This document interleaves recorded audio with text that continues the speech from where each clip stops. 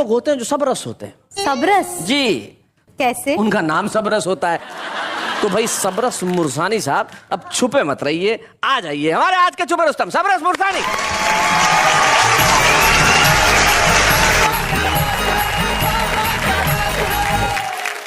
मेरी पत्नी मुझसे बोली अच्छा कि तुम ऊट पटांग कविताएं तो लिख लेते हो, कभी तुमने श्रृंगार की 4 लाइन मेरे लिए लिखी? अच्छा। तो मैंने कहा सुन, तेरे लिए मैंने 4 लाइन लिखी श्रृंगार रस की। सुनाइए। कि टूटी फूटी मढ़ैया सी तू, चाह काली कढ़ैया सी तू, क्या श्रृंगार है। बर्र सी तू ततैया सी तू, मरखनी एक गैया सी तू, मरखनी एक गैया सी तू, लेकिन मजबूरी में कहता सोन चिरैया तू, I love you, I love you, I love you. पत्नी तेरे संग में मेरी जब से हुई सगाई, हाय हाय। मैं बकरा जैसा लगता हूँ, तू लगती मुझे कसाई, लादेन सी तू बीरप्पन सी तू, बोतल सी तू ढक्कन सी तू। क्या बात है। लेकिन मजबूरी में कहता, लेकिन मजबूरी में कहता मक्खन जैसी तू, आई लव यू। क्या बात है। बोली तुम तो ऐसे ही लिखोगे। तो मैंने कहा 2 लाइन और सुन। बोली श्रृंगार रस की। मैंने कहा घोर श्रृंगार रस। घोर श्रृंगार। बोली मेरे लिए। मैंने कहा तेरे लिए। बोली सुनाओ। मैंने कहा सुन, प्रिय तुम्हारी ये बाल और तुम्हारी ये गाल। ओहो। तो बोली मुझसे कह रहे हो? वो मैंने कहा तुझसे कह रहा हूँ, एक बार और कहो। क्यों? कहा जी बहुत अच्छा लग रहा है। मैंने कहा प्रिय तुम्हारी ये बाल, तुम्हारी ये गाल, तुम्हारी ये आंख, तुम्हारी ये नाक, भगवान ने कुछ तो ढंग का दिया होता। मुझसे बोली पता नहीं किस ख्याल के जाल बुनते रहते हो, जब देखो रेडियो सुनते रहते हो। ओ मैंने कहा देवी, रेडियो में वीरता के समाचार आ रहे हैं, हमारे देश के वीर सैनिक आगे बढ़ रहे हैं, कारगिल की ऊंची से ऊंची चोटी पर चढ़ रहे हैं। पत्नी बोली सुनो, मैं अपनी वीरता सुनाऊं? मैंने कहा सुना। बोली वीरता में मैं भारतीय सैनिकों से भी आगे बढ़ गई हूं। वे कारगिल की ऊंची से ऊंची चोटी पर चढ़ गए तो क्या, मैं तो चोटी सहित तुम्हारी छाती पर चढ़ गई हूं। तभी बाजार में कुछ बेचने वाला आया, मैं रेडियो के पास से टीवी के पास धाया, पत्नी बाहर से कुछ खरीद के लाई, जुबान खोली और बोली अब तुम टीवी के पास बैठे हो। मैंने कहा देवी टीवी में देशभक्ति का गीत आ रहा था। बोली कौन सा गीत आ रहा था? मैंने कहा वो वाला गीत आ रहा था कि दिल दिया है जान भी देंगे ए वतन तेरे लिए। पत्नी जो खरीद के लाई थी मुझे दिखाते हुए बोली मैंने ये बेलन लिया है ए कसम, कसम तेरे लिए। तब मैंने पत्नी से कहा देवी मैं शहीद हो जाऊं ऐसी इच्छा है मेरी। पत्नी बोली शुभ काम में काहे की देरी, काहे की देरी, शुभ काम में काहे की देरी। मैंने कहा मेरे शहीद होने से तुझे क्या मिल जाएगा? पत्नी बोली मेरे तो जीवन चमन का कमल ही खिल जाएगा, तुम शहीद हो जाओगे सरकार से 10 लाख का चेक मिल जाएगा। मुझसे बोली तुम कुछ नहीं करोगे, मैं वीरों के लिए खून देने जा रही हूँ। मैंने रोका, नहीं मानी, खून देने चली गई। शाम को डॉक्टर भगा भगा मेरे पास आया, डॉक्टर का चेहरा था मुरझाया। डॉक्टर ने खोली बानी और बोला है कभी सबरस मुरसानी, आज तुम्हारी पत्नी अस्पताल में खून देने धाई। पर कमाल की बात सुबह से शाम हो गई, उसके शरीर में खून वाली नस ही नहीं पाई। मैंने कहा अरे ओ डॉक्टर ये कोई भेड़ थोड़ी है तू जिसे चाहे जब मूंढ लेगा। अरे जिसकी नस को मैं 10 साल में नहीं ढूंढ पाया, तू एक दिन में कैसे ढूंढ लेगा? आप बिल्कुल जैसा नाम वैसा काम, आपने हर रस में कुछ ना कुछ सुना दिया। एक्चुअली आप जिस ढंग से पढ़ते हैं वो ढंग भी बड़ा निराला है। देखिए साहब ये हमारे छुपे रुस्तम है, इन्होंने अपना कर्तव्य निभाया हम अपना फर्ज निभाएंगे। आइए हम मिलके छुपे रुस्तम की ट्रॉफी दें सबरस मुरसानी। हंसी देने वालों के सब ही आभारी है। कविता सुनाने वाले अक्सर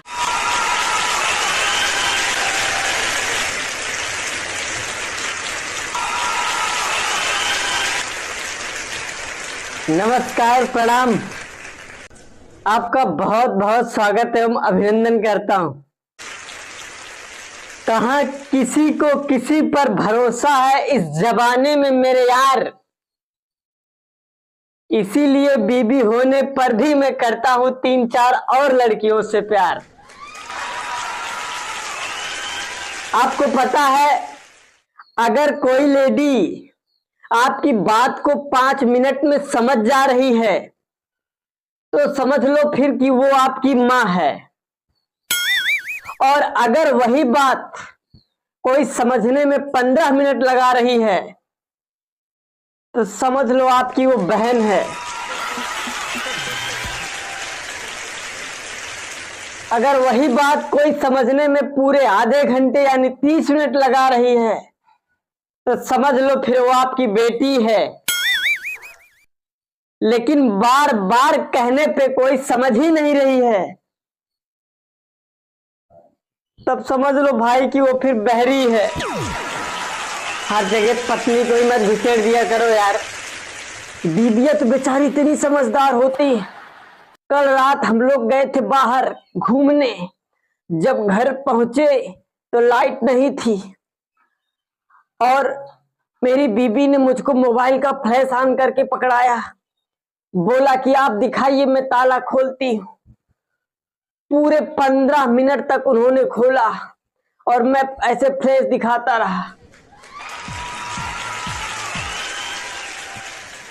उसके बाद एक बार मैंने साहस जुटाया और बोला कि लाइए मैं कोशिश करता हूं, आप दिखाइए। और मैंने जैसे ही कोशिश किया झट से खुल गया। अब इतने में बीबी मुझ पे बरस पड़ी। इस तरह से दिखाया जाता है फ्लैश, समझ में आया? अच्छा, बीबियों के साथ जब भी कहीं बाहर जाएं तो हमेशा होशियार रहें, सतर्क रहें। मैं गया एक बार घूमने और जिस बस पे चढ़ा मैं उस पे बहुत ज्यादा भीड़ थी, बैठने की सीट नहीं मिली। मैं खड़ा होकर जा रहा था, बगल में मेरी बीबी थी और मैं जहां खड़ा था मेरे जस्ट बगल एक लड़की खड़ी थी, बिल्कुल सट के, इतनी भीड़ थी। अचानक वो लड़की घूमी और मुझको एक थप्पड़ मारी कस के। मैं समझ न पाया, मैं उसको देखा ऐसे ऊपर से नीचे तक। बोल रही है अनजान लड़की को चिकोटी काटो, शर्म नहीं आती? अब मैं क्या करता, उनसे बहस भी नहीं कर सकता था वहां पे। जब मैं बस से उतरा तो मैंने बीबी की तरफ देखते हुए कहा, जानू सच में मैंने चिकोटी नहीं काटे थे उसको। तो वो मुस्कुराते हुए कह रही है, और चिपक के खड़े हो जाओ दूसरे लड़की के साथ, मैंने उसको चिकोटी काटी थी। कल मैं रामायण देख रहा था तो उसमें एक कैरेक्टर है बाली का। तो बाली के साथ कुछ ऐसा था कि जो भी योद्धा उनके सामने युद्ध करने आता था उसकी आधी शक्ति वाली को मिल जाती थी। वाली का सीन देखते देखते मुझे अचानक ख्याल आया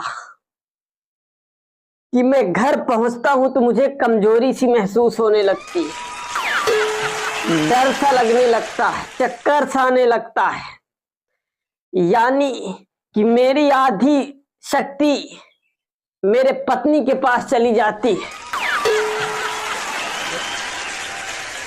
इसका मतलब ये हुआ, ये जो सतयुग का बाली है एक कलयुग में घर वाली बन के पैदा हुआ है। भाई साहब, कल मैं गया शॉपिंग मॉल, वहां एक मिनी मॉल था जहां लगभग चीजें मिलती थी।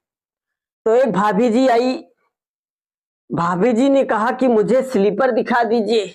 दुकानदार ने भाभी का पैर बढ़िया धुलवाए, साबुन लगवाए, फिर धुलवाए। उसके बाद फिर टॉवल से उसको पुछवाए।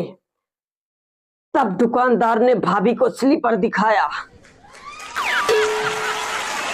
भाभी ने स्लीपर लिया, पैसे दिए और जाने लगी। तभी दुकानदार कहता है, भाभी जी कुछ और लेंगी क्या? तो भाभी जी ऐसे पीछे घूम के कहती है, लेना तो कुछ कपड़े भी थे, लेकिन आपके यहाँ की सेवा की गुणवत्ता देख करके मैंने विचार कैंसिल कर दिया। अच्छा भाई साहब, जमाना इतना बदल गया है कि पहले आदमी अपने मेन गेट के पास एक आदमी बैठाता था ताकि कुत्ते ना आ जाएं अंदर। आजकल एक कुत्ते बैठाता है ताकि आदमी अंदर ना आ जाए।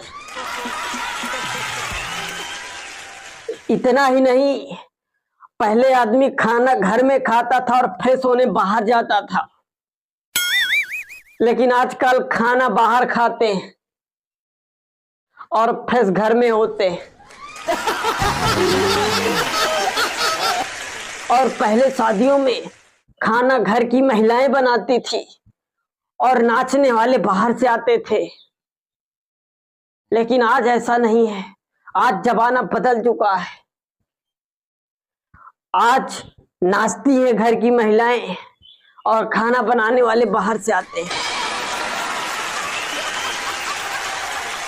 तो कैसा लगा आपको ये वीडियो? अगर अच्छा लगा हो तो कमेंट बॉक्स में कमेंट करके जरूर बताइएगा। और आज का जो प्रश्न है वो ये है कि अपनी बहन आपकी बात को कितने मिनट में मान जाती है।